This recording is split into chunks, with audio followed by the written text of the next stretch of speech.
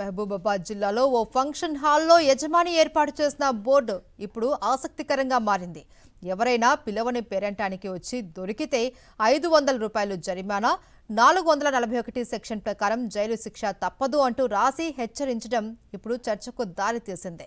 లక్షల రూపాయలు వెచ్చించి ఫంక్షన్ హాల్ బుక్ చేసుకుంటే 200 నుండి 300 వరకు సంబంధం లేని వ్యక్తులే వచ్చి తిని వెళ్తున్నారు అంటూ చాలా మంది ఫంక్షన్ హాల్స్ బుక్ చేసుకోవడం లేదు అని, దీంతో బేరాలు తగ్గిపోతూ ఉన్నాయని ఫంక్షన్ హాల్ ఓనర్స్ వాపోతున్నారు. అందుకే ఇలాంటి నిర్ణయం తీసుకోవాల్సి వచ్చిందని చెబుతున్నారు. మహబూబాబాద్ జిల్లాలో ఓ ఫంక్షన్ హాల్లో యజమాని ఏర్పాటు చేసిన బోర్డు ఇప్పుడు ఆసక్తికరంగా మారింది. ఎవరైనా పిలవని పేరంటానికి వచ్చి దొరికితే 500 రూపాయలు జరిమానా, 441 సెక్షన్ ప్రకారం జైలు శిక్ష తప్పదు అంటూ రాసి హెచ్చరించడం ఇప్పుడు చర్చకు దారితీసింది.